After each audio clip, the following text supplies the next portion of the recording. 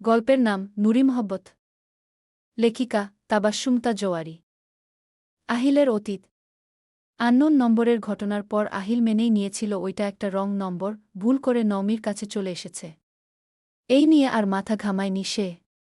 এর কিছুদিন পর থেকে আহিলের ফোন বিভিন্ন ছবি আসতে থাকে। প্রথম যেই ছবিটা এসেছিল সেটা ছিল আবরারের সাথে নওমির একটা ছবি। নওমি আবরারের হাত পেঁচিয়ে দাঁড়িয়ে আছে এমন ছবি দেখে আহিল প্রথমে শক খেয়েছে, যেহেতু সে আবরারকে চিনত না, ইভেন নওমির আপন মায়ের কোনো আত্মীয়কেই চিনত না। সে গলা উঁচিয়ে নওমিকে ডাকল।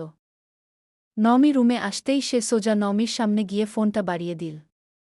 স্ক্রিনের ছবিটা দেখিয়ে অত্যন্ত ঠান্ডা গলায় বলল, কে এই ছেলে নওমি? নওমি ভ্রু কুঁচকে তাকাল। আইলানের কণ্ঠের অবিশ্বাস আর জেরা করার ভঙ্গিটা তার আত্মসম্মানে গিয়ে লাগল। সে দাঁতে দাঁত চেপে বলল, ও আমার মায়ের দিকের কাজিন, আবরার ভাইয়া, যাকে আমি নিজের আপন ভাইয়ের মতো দেখি। আহিল কিছুটা দমে গেল। সে ছোট্ট করে জবাব দিল, ওহ, আমি তো চিনি না তাই। আহিলের কথা শেষ করতে না দিয়ে নওমি বলে উঠল, চিনেন না তাই নাকি আমাকে বিশ্বাস করেন না তাই? কি বলছো এসব? বিশ্বাস করব না কেন? নওমি তাচ্ছিলের হাসি দিয়ে বলল, বিশ্বাস করবেন কিভাবে? আপনার মাথায় তো সবসময় নোংরা সন্দেহ ঘোরে। আপনি একটা আস্ত সন্দেহবাতিকগ্রস্ত মানুষ। সবসময় মনে মনে শুধু খুঁজছেন যে কিভাবে আমাকে দোষী প্রমাণ করা যায়। একটা সাধারণ বিষয় নিয়ে আপনি যেভাবে তিলকে তাল করছেন, তাতে আপনার সাথে থাকাটাই এখন আমার জন্য দমবন্ধকর হয়ে উঠছে। নওমি, রাগ দেখাবেন না। শুধু আপনার রাগ আছে? আমার নেই? যা খুশি আপনি বলতে পারেন আর আমি চুপচাপ মেনে নেব? কখনোই না। আপনার এই সন্দেহের জন্য আমার জীবনটা নষ্ট হয়ে যাচ্ছে জাস্ট। সেদিন কোনো এক কলের কথা বললেন কই? আমি যখন আপনার সামনে কল ব্যাক দিলাম তখন তো নম্বর অফ দেখালো। তাহলে আপনাকেই কল দিয়ে এসব বলে বুঝি? এই যে এই ছবিটা আবরার ভাইয়ের সাথে আমার কখনকার ছবি আপনি ঘেঁটে খুঁজে বের করে এনেছেন। কেন এনেছেন? আমাকে দোষী বানানোর জন্য। কি পাচ্ছেন এসব করে? আমার না আর সহ্য হচ্ছে না, বিশ্বাস করেন। নওমিকে প্রথমবার এত চিৎকার করতে শুনল আহিল। স্তব্ধ হয়ে দাঁড়িয়ে রইল সে। শান্ত হয়ে বলার চেষ্টা করল, নওমি, আমি কেন এসব খুঁজে বের করতে যাব? আমার ফোনে একটা আননোন নম্বর থেকে এই ছবিটা পাঠানো হয়েছে। আমি জাস্ট জানতে চেয়েছিলাম লোকটা কে। এখানে দোষী বানানোর কি আছে? নওমি ব্যঙ্গাত্মক এক চিলতে হাসি ফুটিয়ে বলল, পাঠানো হয়েছে? কে পাঠাবে? কোনো ভূত এসে আপনার ফোনে আমার আর আবরার ভাইয়ার ছবি দিয়ে যাবে? এসব আপনার মনগড়া গল্প আহিল। আপনার মেল ইগো অনেক বেশি, তাই আপনি এসব বানাচ্ছেন। আহিল অনেকক্ষণ যাবৎ নিজেকে শান্ত রাখার চেষ্টা করছিল, কিন্তু নওমির একের পর এক চিৎকার আর অবাধ্য উত্তর ওর মেজাজ বিগড়ে দিতে লাগল। নওমি, মুখ সামলে কথা বলো। আমি তোমাকে খুব ভদ্রভাবে জিজ্ঞেস করেছিলাম। আর যে ছবিটার কথা বলছো সেখানে তুমি ওর হাত জড়িয়ে ধরে দাঁড়িয়ে আছো। যে কোনো স্বামী তার স্ত্রীর এমন ছবি অন্য কারো কাছ থেকে পেলে মাথা ঠিক রাখতে পারে না। আমি অন্তত তোমার মতো চিৎকার করে ঘর মাথায় তুলিনি। তুলকালাম কাণ্ড বাঁধিয়ে বসেছে দুজন। দুজনের এই ঝগড়া আর জেদের টালবাহানায় আসল সত্যটা সেদিনও ঢাকা পড়ে রইল, আর তাদের সাজানো সংসারটার সুতো আরও একটু ছিঁড়ে গেল। এরপর থেকে বহুবার আহিলের কাছে ছবি এলেও সে সম্পূর্ণ ইগনোর করে যেত। কয়েকবার সে চেয়েছে নওমির সাথে এই নিয়ে কথা বলতে, কিন্তু মনে হতো নওমি বোধহয় আবার ভুল বুঝবে। হয়তো ভাববে আহিল ওকে সন্দেহ করছে, ওকে বিশ্বাস করছে না। কিন্তু আহিল ওকে সন্দেহ করেনি, সে বুঝতে পারছিল কোনো একটা ষড়যন্ত্র চলছে, কিন্তু নওমির সাথে এই নিয়ে কিছুই বলতে পারছে না। নওমি ভুল বুঝবে এই ভয় থেকে সে চুপ করে গেল। এই চুপ করে যাওয়ায় তৃতীয় পক্ষকে এক ধাপ এগোনোর সুযোগ করে দিল। সব কিছু স্বাভাবিক চলছিল, কিন্তু এরপর আরেক কাণ্ড। হঠাৎ আহিলের হাতে আসলো একটা ডায়েরি। এই ডায়েরি আগে দেখেনি আহিল। কৌতূহলবশত ডায়েরিটা খুলতেই কিছু লেখা চোখে পড়ল, সাথে বিভিন্ন পাতা থেকে কিছু চিরকুট চিঠি ডায়েরি থেকে বেরিয়ে নিচে পড়ে গেল। একটা লেখায় চোখ আটকে গেল, সাথে দমও যেন আটকে আসছিল আহিলের। গোটা গোটা অক্ষরে লেখা, আমি আহিলকে কোনোদিন মন থেকে মানতে পারিনি। ওর ব্যবহার আমার কাছে জাস্ট বিরক্ত লাগে। একটা মানুষ এতটা বিরক্তিকর কি করে হতে পারে? আমার ভালো ইচ্ছে অনিচ্ছে কিছুই দেখে না, শুধু নিজের জোর খাটায় আমার উপর। আমার দম বন্ধ লাগে ওর সাথে। আমি অন্য একজনকে ভালোবাসি, তাকেই চাই, কিন্তু আহিলকে আমি এটা জানাতে পারব না, ও বুঝবেও না। আমি ওকে সহ্য করতে পারছি না। আহিল স্তব্ধ হয়ে রইল। মাথা কাজ করা বন্ধ করে দিয়েছে। মনে হচ্ছে ও আকাশ থেকে ধপ করে মাটিতে পড়ল। আর বাকি সব চিঠির ভাষাগুলো ছিল অত্যন্ত আপত্তিকর, যার প্রেরক এর নাম না থাকলেও প্রাপক ছিল নওমি। একজন স্বামী হিসেবে নিজের স্ত্রীর ডায়েরিতে এই হাতের লেখা দেখার পর আহিলের পক্ষে মাথা ঠিক রাখা অসম্ভব ছিল। তবুও এক এক করে সব চিঠি উল্টে পাল্টে পড়ল। কিছু কিছু চিঠি রিপ্লাই মনে হল, অর্থাৎ যাকে পাঠানো হয়েছে তার কাছ থেকে যাবে এমন। সে ডায়েরিটা আবার খুলে লেখা মিলিয়েছে, বারবার মিলিয়েছে, এই আশায় যে হয়তো লেখাটা নওমির নয়, কিন্তু তার আশার উপর পানি ঢেলে বারবার একই উত্তরই আসছে। লেখাটা নওমিরই। যন্ত্রের মতো অনেকক্ষণ বসে শূন্য দৃষ্টিতে চেয়েছিল সে। তারপর উঠে এইসব লুকিয়ে রেখে ঘর থেকে বেরিয়ে যায়। আর এই নিয়ে কোনো কথা বলবে না নওমিকে। তার রুচি হচ্ছে না কিছু বলতে, তাই বাসা থেকে বেরিয়ে খুব রাতে বাড়ি ফিরল। সেদিন থেকে শুরু হলো ওদের সম্পর্ক পুরোপুরি শেষ করার এক নীরব, শীতল অধ্যায়। কোনো চিৎকার চেঁচামেচি ঝগড়া ছাড়া শুধু এক বুক অবজ্ঞা আর একতরফা ঘৃণার নিঃশব্দ দহনের মাধ্যমে দূরে সরে যাওয়া। এরপর হুট করে নওমির হারিয়ে যাওয়া। নওমি যাওয়ার পর আহিল নিজের ইগো ভুলে একবার গিয়েছিল তার বাড়িতে, কিন্তু সেখানে গিয়ে পেল আরও এক ধাক্কা। নওমি সেখানে নেই। নওমির বাবার মতে নওমি যেদিন তাদের বাড়ি এসেছিল সেদিন তারা ওকে ফিরে যেতে বলেছিল, কিন্তু নওমি যাবে না বলে অনেক কাহিনী করে শেষমেশ ওনারা জানিয়ে দেয় নওমির জায়গা হবে না এই বাড়িতে। যেই মেয়ে জামাইয়ের সংসার ফেলে চলে আসে তার মতো মেয়ের দরকার নেই তাদের। নওমির বাবার কথা শুনে আহিল একটু চিন্তায় পড়লেও বিষ ঢালতে এগিয়ে আসে ওর সৎ মা। আমার ছোট বোন দেখছে ওই মাইজা তার মায়ের বইনের পোলার সাথে গেছে। এই রাইতো বিরাইতে একটা ছেলের হাত ধুইরা চইলা যে গেল, মান সম্মান নাই তার। আহিল অবাক হয়ে জিজ্ঞেস করল, ওর মার বোনের ছেলেকে? আর যেহেতু ওর সাথে গেছে নিশ্চয়ই ওর খালার বাড়ি যাবে। নওমির মা মুখ বাঁকিয়ে বলল, ওর মায়ের পোলাডার নাম আবরার। তারা মাইয়ার খালার ওইহানে যায় নাই। কই গেছে আমরা বলবার পারি না। নিশ্চিত ওই পোলার লগে গেছে গা। এমনিও আগের থেকে ওই পোলার লগে নূরের ভাব বেশি। ঘেঁষাঘেঁষি কম ছিল না বাবাগো। কিছু কইলেই তো আমি খারাপ। আরও অনেক কিছু বলে আহিলকে উস্কে দিল সে। আহিল কিছু না বলে বেরিয়ে আসল। নওমিকে খুঁজার চেষ্টা করেনি আর। যে যেখানে গিয়ে ভালো থাকবে থাকুক। সেদিনের পর থেকে জীবন থেকে নওমি নামক অধ্যায় মুছে ফেলার সবরকম চেষ্টারত ছিল আয়লান। এক প্রকার সফলও ছিল, কিন্তু একাকিত্বের সময় কিংবা ঘুম না আসলে খুব মনে পড়ত। কম তো যত্ন করেনি মেয়েটাকে। কম ভালোবেসেছিল বুঝি? তবুও তার সাথে এমন হলো কেন? ওর জন্য একটু মায়া হলো না বুঝি? বিয়ের আগে কি বলতে পারত না তার যদি পছন্দ থেকে থাকে? নাকি ওই নরকের জীবন থেকে বেরোনোর জন্য তাকে ব্যবহার করেছে মেয়েটা? তার আগের জীবনটাও তো সুখের ছিল না, এটা তো জানে আহিল। অতীতের স্মৃতি থেকে বেরিয়ে এলো আহিল। চোখের কোণে পানির অস্তিত্ব দেখা গেল। বুড়ো আঙুল দিয়ে চোখের পানি মুছে উঠে দাঁড়াল সে। এখন ভেবে লাভ নেই। এখন ওর কাজ নওমিকে খুঁজে বের করা।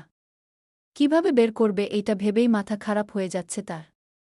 অস্থিরভাবে পায়চারি করতে লাগল আয়লান। তার মস্তিষ্কের রন্ধ্রে রন্ধ্রে এখন শুধু তৌহিদের সেই কথাটা ঘুরপাক খাচ্ছে, তুহিকে ফলো করলেই তোর অর্ধেক সমস্যার সমাধান, কিন্তু তুহিকে সে চিনে। এত কাঁচা সে নয়, সে যখন বলেছে তখন আয়লানের নওমির কাছে যাওয়ার মাঝে বাধা হয়ে দাঁড়াবেই। হঠাৎ সে দৌড়ে গিয়ে কাবার্ড খুলল। অনেকক্ষণ খুঁজে একটা শার্ট বের করে সে তার পকেট চেক করল। কাগজটার করুণ দশা হয়েছে।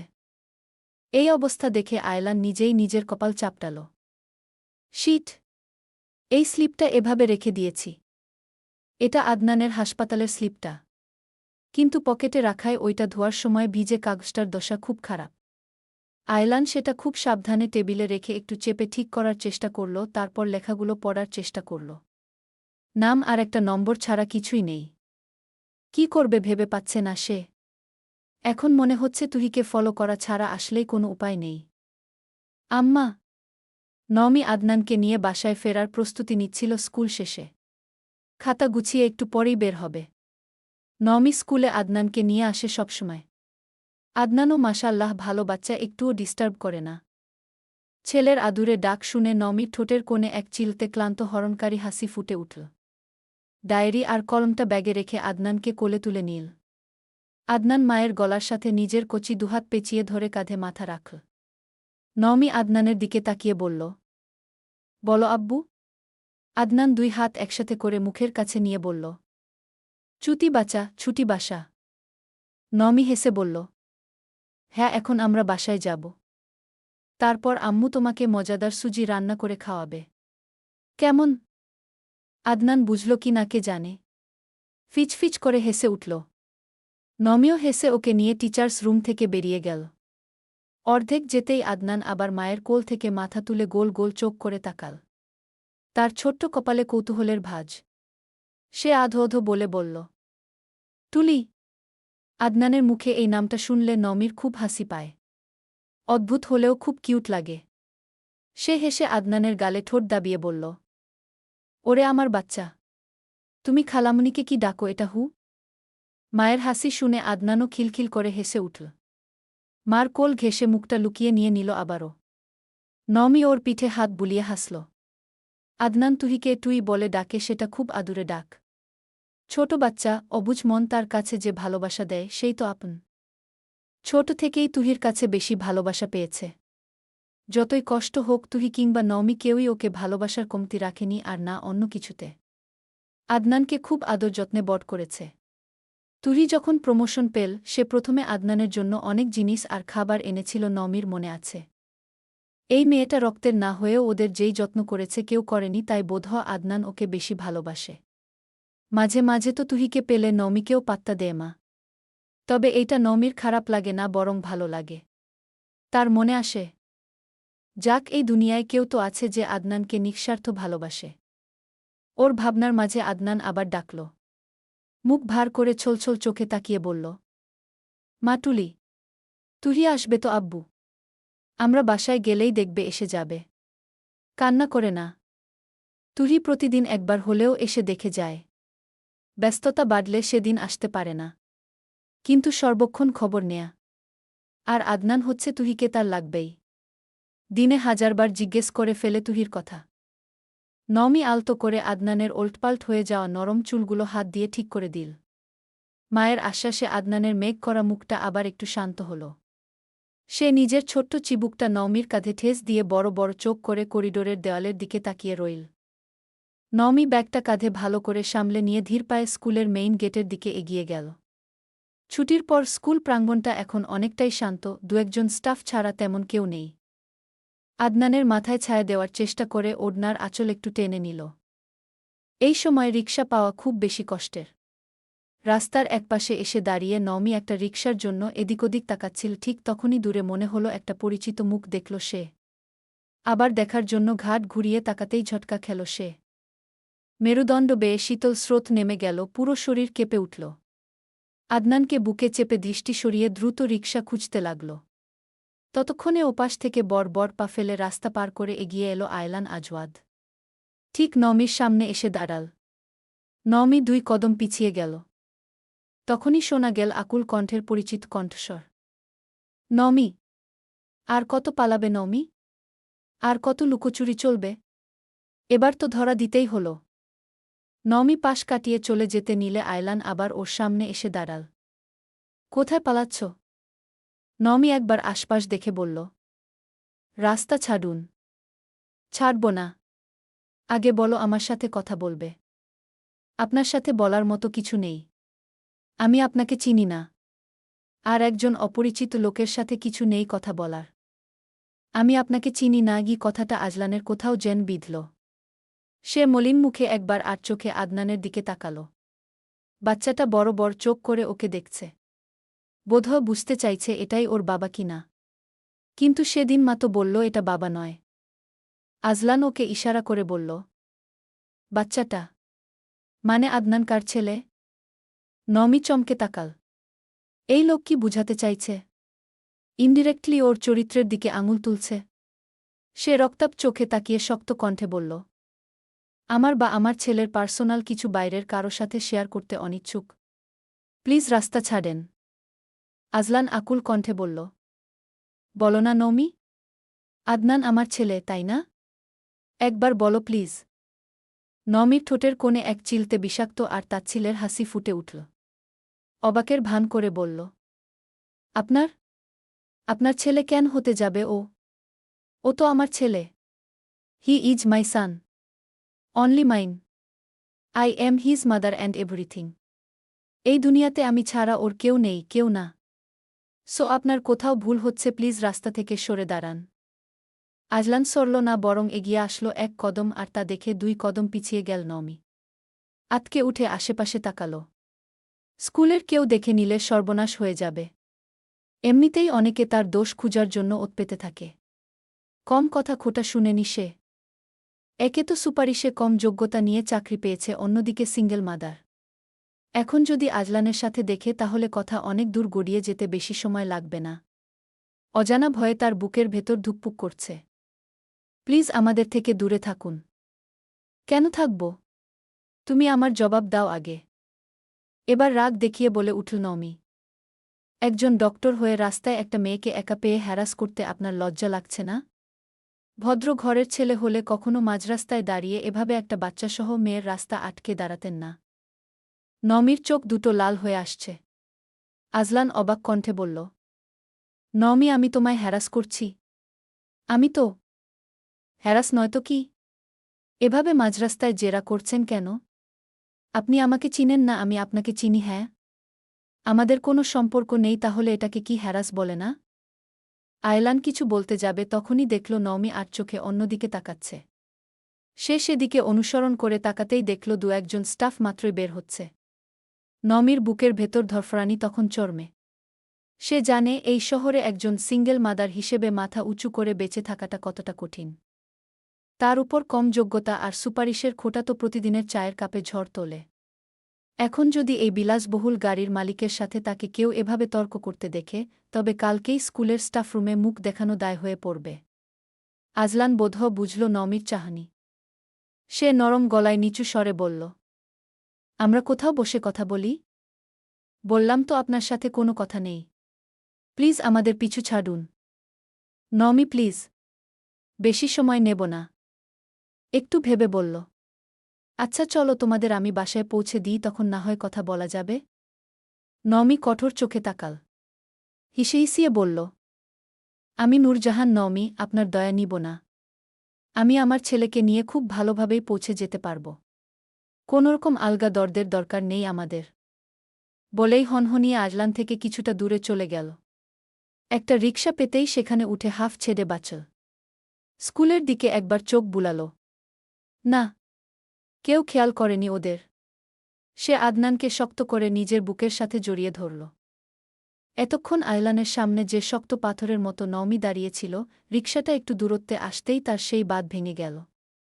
হুডের আড়ালে নিজের মুখটা লুকিয়ে সে নীরবে ফুঁপিয়ে কেঁদে উঠল।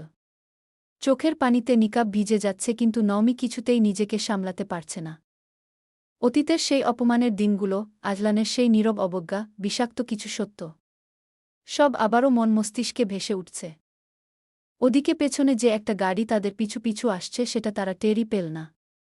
নমি ভাবেনি আজলান ওকে হন্য হয়ে খুঁজবে। আজলান তো ওকে ভুলে যাওয়ার কথা, তার তো অন্য কেউ ছিল। আয়লান গাড়ি নিয়ে নমির রিকশাকে ফলো করতে করতে ওর বাসা অবধি আসল। নমি বাসার সামনে রিকশা থামাতেই দূরে গাড়ি দাঁড় করাল আয়লান। গাড়ি থেকে তীক্ষ্ণ দৃষ্টি দিয়ে সবটা পর্যবেক্ষণ করল। নমি বাড়ির গেট পেরোতেই গাড়ি থেকে বেরিয়ে এলো আয়লান। গেটের কাছে গিয়ে কিছুক্ষণ দাঁড়াল। ততক্ষণে নমিরা চোখের আড়াল হয়েছে। আয়লান আশপাশ দেখে একটু এগিয়ে দেখল দারোজান বসে আছে। ওকে দেখেই দাঁড়িয়ে বলল, কাকে চাইতাছেন? আজলান একটু থতমত খেল, তবুও হেসে বলল, এখন যে একজন গেল না, বাচ্চা নিয়ে। ওনার বাসা কোন ফ্লোরে? দারোজান সন্দেহের দৃষ্টি তাক করল আজলানের উপর। পা থেকে মাথা পর্যন্ত কেমন করে তাকিয়ে বলল, ওই আফার খোঁজ আপনি চাইতাছেন কেন? আজলান অস্বস্তিতে পড়ে গেল। এভাবে তাকালে যে কেউ অস্বস্তিতে পড়বে। সে সামলানোর চেষ্টায় বলল, আসলে উনি আমার একজন পরিচিত আত্মীয়, তাই জিজ্ঞেস করছিলাম। আমি আসতে আসতে তো ভেতরে চলে গেল। আজলানের চকচকে চেহারা, দামি শার্ট আর একটু দূরে দাঁড়িয়ে থাকা বিলাসবহুল গাড়িটা দারোজান আগেই লক্ষ্য করেছে। বছরে কেউ খোঁজ নিতে না আসা নূরজাহানের খোঁজ নিতে এমন একজন হাই প্রোফাইল পুরুষ মানুষের হুট করে আগমন দারোয়ানের চট করে বিশ্বাস হল না। সে কণ্ঠে সন্দেহ ঢেলে বলল, আত্মীয়, আপনারে তো কোনোদিন দেহি নাই। আফা এহানে কতগুলো দিন ধইরা থাকে, ওনার এক বান্ধবী ছাড়া আর কাউরে তো আসতে দেহি না। আপনি এখন ওনার খোঁজ দিয়া কি করবেন? আজলান বিরক্ত হল কিছুটা। নিজের বউয়ের সাথে দেখা করতে কত জেরার সম্মুখীন হতে হচ্ছে তাকে। পরক্ষণেই ভাবল এখন বউ পরিচয় দেওয়া যাবে? মেয়েটা বোধহয় মানে না। আজ তো বলল সে নাকি চিনে না আমাকে। সে পকেট থেকে মানিব্যাগ বের করার ভান করে অত্যন্ত নরম ও ভদ্র গলায় বলল, দেখুন চাচা, আমি সত্যিই ওনার খুব কাছের মানুষ। অনেক বছর পর দেখা তো, তাই ওনার ফ্ল্যাটটা চিনতে পারছি না। ওনার নাম নূরজাহান নওমি না? আমি এখন যাব না, জাস্ট জিজ্ঞেস করেই চলে যাব। নওমির পুরো নামটা আজলানের মুখে শুনে দারোয়ানের সন্দেহ কিছুটা কমল বটে, কিন্তু সে পুরোপুরি গল না। আজলান সেটা বুঝতে পারল। সে আবারও বলল, দেখুন আমি মিথ্যে বলছি না। আমি একজন ডক্টর। ওনার ছেলে আদনান ও অসুস্থ থাকাকালীন আমার কাছেই গেছিল। আমি জাস্ট ওর কথা জানার জন্য। দারোজান বোধহয় গলল। সে জবাবে বলল, আদনান বাবা এখন সুস্থ। ওরা ৩ তলার ২ নম্বর ঘরটায় থাকে। কিন্তু আমি ওনার অনুমতি ছাড়া কোনো বাইরের মানুষরে ওনার ঘরে যাইতে দিতে পারুম না। আফায় একা একটা বাচ্চা লইয়া থাকে, কত মাইন্সে কত কথা কয়। ভালো মানুষ আফাটা, কিন্তু মাইন্সের মুখ তো আর বন্ধ করণ যায় না। আপনি অন্যদিন আইসেন। আর আফারে যেহেতু চিনেন তাই ফোন কইরা আইসেন। মাফ করবেন, আমি যাইতে দিতে পারমু না। আজলান হেসে বলল, আমি যাব না আজ। অন্য একদিন আমি জানিয়ে আসব, আমি আজকে খবর নিতে এলাম। ধন্যবাদ চাচা। দারোজানের হাতে কিছু টাকা গুজে দিয়ে একবার উপরের দিকে তাকিয়ে নিজের গাড়ির কাছে চলে এল। বুকের উপর থেকে একটা পাথর নেমে গেল। এট লিস্ট নওমির বাসা তো খুঁজে পাওয়া গেল। সে এবার বাসায় যাওয়ার প্রস্তুতি নিল। সে নওমির খোঁজ পেতে গত ৩ দিন নাওয়া খাওয়া এক করে ফেলেছে। প্রথমে তুহিকে ফলো করার চিন্তা ছিল, কিন্তু প্রথম দিন ফলো করতে গিয়ে দেখল তুহি নওমির বাসায় গেল না, উল্টো ওর এক বান্ধবীর বাসায় গেল।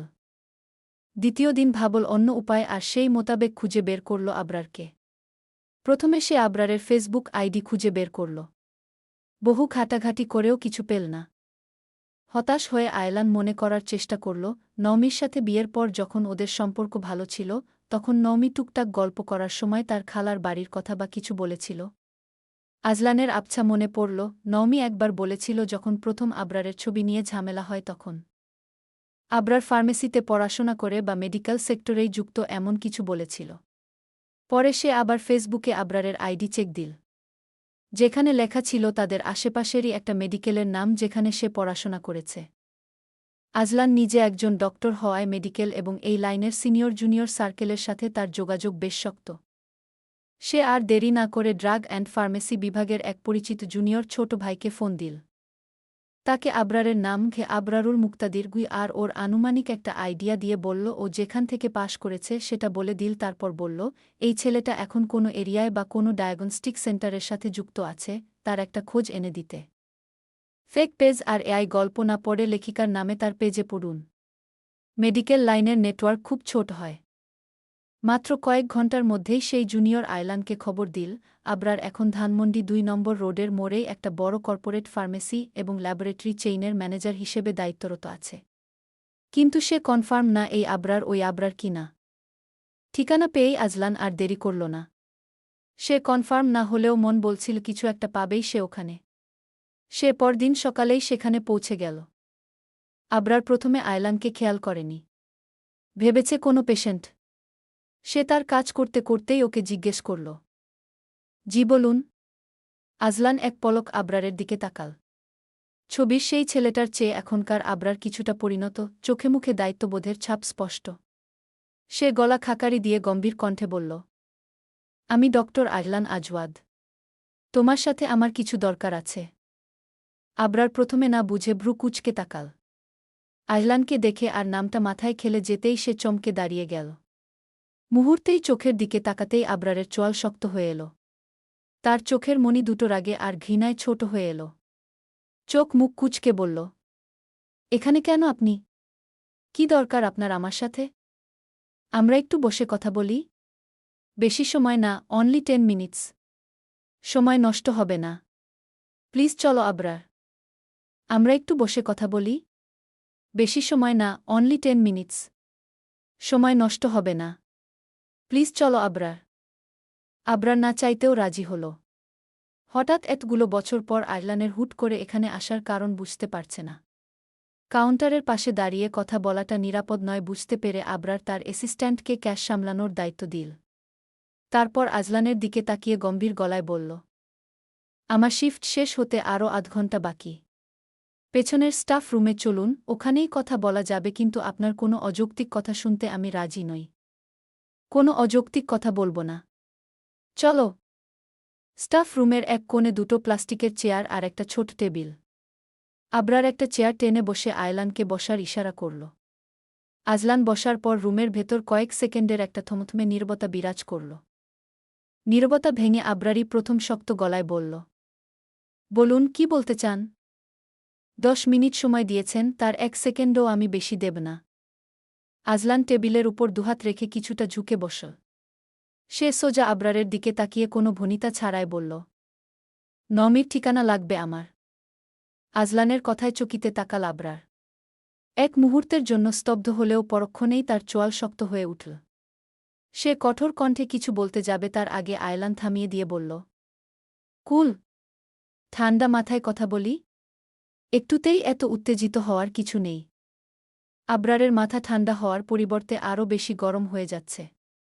এত কাহিনী হওয়ার পরও বলছে ঠান্ডা মাথায় কথা বলি। এ কি মানুষ? আপনি কিভাবে বলতে পারছেন ঠান্ডা মাথায় কথা বলার জন্য? আপনার কাছে নমির জীবন তুচ্ছ হলেও আমার কাছে আমার বোনের জীবন অনেক কিছু। নমির জীবন আমার কাছে তুচ্ছ? তুচ্ছ কেন হতে যাবে? অবাক কণ্ঠস্বর আয়লানের। আবরার তাচ্ছিলের সঙ্গে বলল, তুচ্ছ নয় বলছেন? আপনার মুখে এটা মানায় না ডক্টর আয়লান। আজলান চোখ বুজে নিজেকে শান্ত করে আবার বলল, ওকে এক্সট্রা কথা না বলি। আমি জাস্ট যেটা বলতে এসেছি আর জানতে এসেছি সেটা জেনেই চলে যাব। আবরার নিজের কথা বজায় রেখে বলল, নমির ঠিকানা কেন, ওর কোনো খোঁজই আমি দেব না। আপনি আসতে পারেন। আজলান অসহায় চোখে তাকাল। সবাই তো ওকে ভুল বুঝে বসে আছে, এখন কি করবে সে? সত্যিটা জানতে গেলে তো নমির মুখোমুখি হতেই হবে। সে নমনীয় কণ্ঠে বলল, দেখো ভাই আবরার, আমার সত্যিই নমির ঠিকানা দরকার। একটা বড় মিসআন্ডারস্ট্যান্ডিং হয়েছে এখানে। এত বছর পর এসে আপনার মনে হচ্ছে মিসআন্ডারস্ট্যান্ডিং? আজলান দমে না গিয়ে বলল, দেখো, পুরো বিষয়টা আমাকে বলতে দাও। আমাদের দুজনের মধ্যে ঝামেলা সৃষ্টি করা হয়েছে। কে করেছে কেন করেছে জানি না, কিন্তু সে সফল হয়েছে। যেটা আমরা কেউই বুঝতে পারিনি এত বছর। উল্টো আমরা দুজনই একটা চরম নোংরা পরিস্থিতির শিকার হয়েছিলাম। এখন যখন বুঝতে পারছি, এটা কি সমাধান করা উচিত না? আবরার একটা তপ্ত শ্বাস ফেলে পিঠ সোজা করে বসল। তার রাগ খুব একটা কমেনি। সে একইভাবেই বলল, কে কি করেছে না করেছে সেটা এখন আর আমার জানার বিষয় না।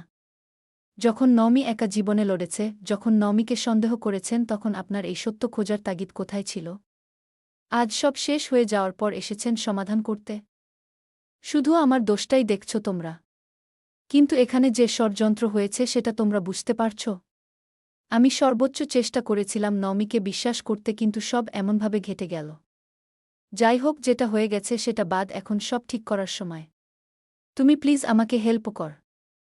আবরার নিজেও বুঝতে পারছে এখানে দুইজনই পরিস্থিতির শিকার। নমি ওর বোন হওয়ায় ওর জন্য মায়া লাগছে ঠিকই, কিন্তু আজলানও কম কষ্ট পায়নি। আর নমিও খোলামেলা কিছুই শেয়ার করেনি, কিন্তু ওর কথায় অনেক কিছু লুকিয়ে আছে যেগুলো একমাত্র খোলামেলা কথা আলোচনায় উঠে আসবে। সে একটা দীর্ঘশ্বাস ফেলে বলল, আমি আপনাকে শুধু একটা সূত্র দিতে পারি, কিন্তু নমির ইচ্ছার বিরুদ্ধে আমি বা আপনি কেউই কিচ্ছু করতে পারব না। ও যদি আপনাকে ক্ষমা না করে, তবে আমি ওর ভাই হিসেবে আপনাকে আর কোনোদিন ওর ছায়াও মারাতে দেব না। আপনি চেষ্টা করতে পারেন, কিন্তু শেষ পর্যন্ত নমি যা চাইবে সেটাই হবে। আয়লান চট করে আশার দৃষ্টিতে তাকাল, যেন চাতক পাখি মেঘের সন্ধান পেয়েছে। সে ব্যাকুল হয়ে বলল, নমির ইচ্ছার বিরুদ্ধে কোনো জোর করব না আমি। সেটা নিয়ে চিন্তা নেই, ওকে আমি রাজি করাবো, তুমি আমাকে ওর সন্ধান দাও শুধু। আবরার একটু ভেবে বলল, ওর বাসার ঠিকানা আমি দেব না। নমি এক বাচ্চা নিয়ে থাকে, এমনিতেই সোসাইটিতে ওদের এমনভাবে দেখা হয় যেন অপরাধ করে ফেলেছে, তাই এমন সময় একজন পুরুষের উপস্থিতি ওরা ভালো চোখে নিবে না। আপনি যে ওর কে সেটা ওরা জানবে না। সো আপনাকে আমি অন্য ব্যবস্থা করে দিতে পারি। কি? নমি লিটল অ্যাঞ্জেলস কিন্ডারগার্টেন এ পড়ায়। আপনি ওখানেই যান। আজ দুপুর ১টায় ছুটি হবে। তবে হ্যাঁ, মনে রাখবেন, কোনো জোরজবরদস্তি নয়, কোনো রাগারাগি করবেন না। আজলান দ্রুত উঠে দাঁড়াল। ফোন হাতে নিয়ে বেরোতে বেরোতে বলল, থ্যাঙ্কস আবরার। এরপরই নওমি আর আজলানের দেখা। আজলান এগুলো ভাবতে ভাবতে বাড়ি পৌঁছে গেল। অন্যদিনের চেয়ে হালকা লাগছে কিছুটা। এবার শুধু সবটা মিটমাট করার অপেক্ষা। নওমি আর ওর খোলামেলা কথা বলতে হবে, দুজনের মধ্যে কথা না হলে কখনোই ঠিক হবে না। এদিকে নওমি ঘরে আসার পর থেকেই কেমন শান্ত হয়ে আছে। সে জানে আজলান এত সহজে পিছিয়ে যাবে না। আদনানের কথা ভাবলেই কান্না পাচ্ছে তার। যদি তার ভয়গুলো সত্যি হয়? আজলান কি ছেলের খোঁজ পাওয়ার কারণে ওর সামনে এসেছে? এখন নাটক করছে, নিশ্চয় আদনানকে ওর থেকে কেড়ে নিয়ে তারপর আগের মতো হয়ে যাবে। এই একটা মানুষ কিভাবে এতগুলো বছর পর হুট করে এসে তার গুছিয়ে নেওয়া শান্ত জীবনে আবার ওল্টপাল্ট করে দিতে পারে? নমির মনের পর্দায় একে একে ভেসে উঠতে লাগল অতীতের সেই বিষাক্ত স্মৃতিগুলো, যেগুলো ভাবলে আয়লানকে তার কাছে জঘন্য মনে হচ্ছে। কিন্তু একটাই চিন্তা, আজলান কেন ওদের কাছেই ফিরছে আবার? ও কি বিয়ে করেনি? ওর ভাবনার মধ্যেই ওর ওড়নায় টান পড়ল। নমির ভাবনার সুতোটা হুট করে ছিঁড়ে গেল। সে নিচের দিকে তাকিয়ে দেখল, ছোট্ট আদনান তার মায়াবী বড় বড় চোখ দুটো তুলে মায়ের ওড়না খামচে ধরেছে। নমি চিন্তা ভুলে হেসে ওকে কোলে নিয়ে আদুরে গলায় বলল, কি হয়েছে আমার আব্বুটার? আদনান তার কচি দুই হাত দিয়ে নমির গলা জড়িয়ে ধরল। মায়ের কাঁধে ছোট্ট মাথাটা এলিয়ে দিয়ে আধো আধো বলে বলল, তুলি আছে না? আসবে তো? তুরি খালামনি তো অফিসে গেছে বাবা, কাজ শেষ করে তোমার জন্য চকলেট নিয়ে একসাথে আসবে কেমন? আদনান খুশি হয়ে মাথা তুলে হাত তালি দিয়ে বলল, ইয়ে চকলেট। নমি ওকে ড্রয়িং রুমে নিয়ে প্লে ম্যাট বিছিয়ে ওকে বসিয়ে দিল। ওর কিছু খেলনা বের করে দিয়ে বলল, তুমি খেলো, আম্মু সুজি বানিয়ে তোমাকে খাওয়াবো কেমন? আদনান খেলতে খেলতেই মাথা নাড়াল। রান্নাঘর থেকে ড্রয়িং রুম দেখা যায়, যার কারণে নমির রান্না করতে আর আদনানকে দেখতে আলাদা শ্রম দিতে হয় না। নমি রান্না করছে আর আদনান খেলছে।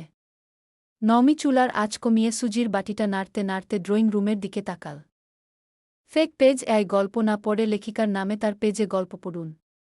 আদনান তার রঙিন পাজল ম্যাটের উপর বসে একটা খেলনা গাড়ি নিয়ে আপনমনে খেলছে আর মুখ দিয়ে পিপ পিপ আওয়াজ করছে। ছেলের এই নিষ্পাপ চঞ্চলতা দেখলে নমির বুকটা জুড়িয়ে যায়। এই ছেলের জন্যই তো ও শক্ত হয়ে বাঁচতে শিখেছে।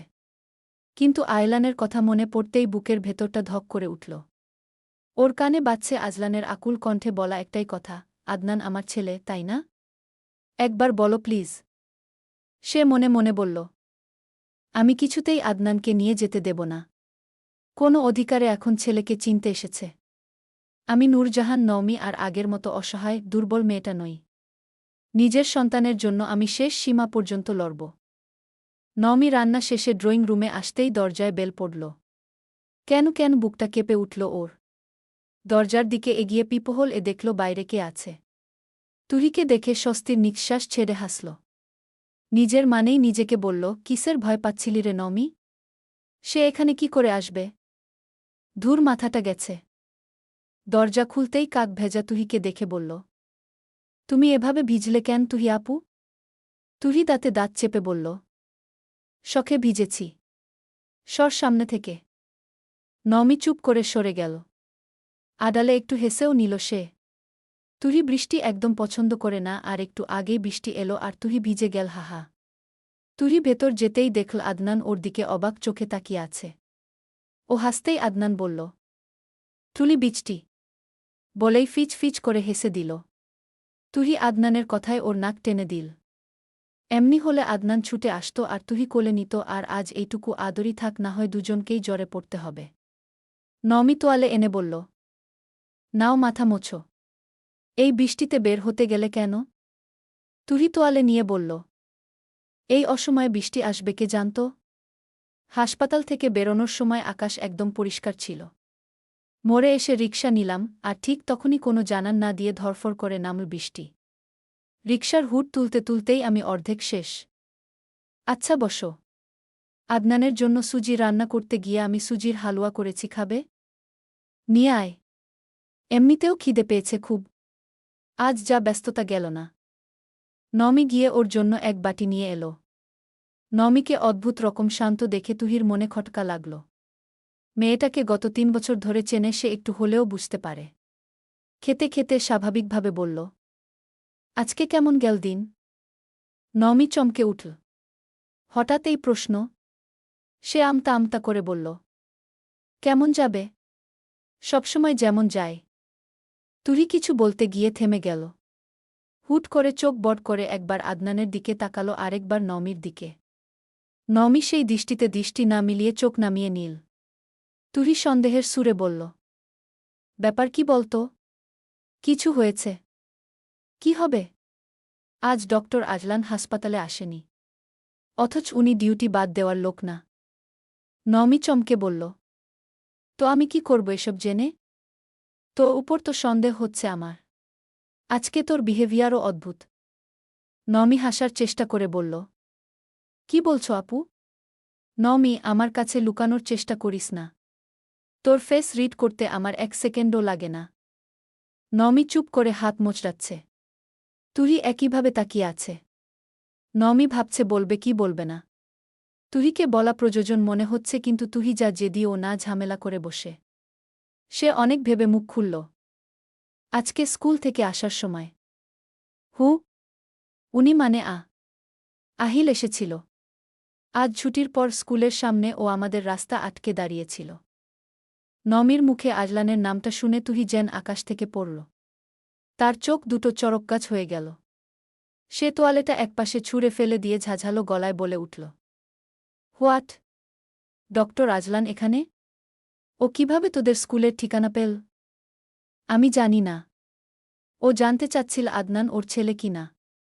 আমার খুব ভয় করছে তুহি আপু, ও যদি আদনানকে আমার থেকে কেড়ে নিতে চায়। এখন যদি ও জোর খাটায়, আমি কি করব? তুই ছোট না নওমি যে কেউ এসে তোকে ভয় দেখালেই তুই গুটিয়ে যাবি। ও যদি বাচ্চার খোঁজ পেয়ে নাটক করতে আসে, তবে ও আয়লান আজওয়াদকে মনে করিয়ে দিবি সেই পুরনো কর্মকাণ্ড। নিজেকে শক্ত কর নওমি। লুকোচুরি করে কিছু হবে না, তোকে এবার মুখোমুখি দাঁড়িয়ে জবাব দিতে হবে। তুহি উত্তর দিয়ে অন্যমনস্ক হয়ে গেল। তার মনে হাজারটা প্রশ্ন ঘুরপাক খেতে লাগল। সে নিজে মুখ খোলেনি, তাহলে আয়লান কিভাবে জানো নওমি এই স্কুলেই পড়ায়? আর খুঁজেও যদি পায়, তাহলে আয়লান কেন এত বছর পর এতটা ডেসপারেট হচ্ছে? নমির মতে আজলানের এমন আচরণের কোনো মানে হয় না। আজলান অন্য কাউকে হয়তো পছন্দ করত। নমি ক্লিয়ার করে কিছুই বলেনি ওদের। এখন হঠাৎ আজলানের এই হন্যে হয়ে খোঁজার পেছনে নিশ্চয়ই বড় কোনো সূত্র আছে, যা তারা এখনও জানে না। আসলে কি তাই? ওদের বিচ্ছেদের আড়ালে কি আরও সত্যি আছে? গল্পটা কেমন লাগলো অবশ্যই জানিয়ে যাবেন আর কমেন্ট করে যাবেন।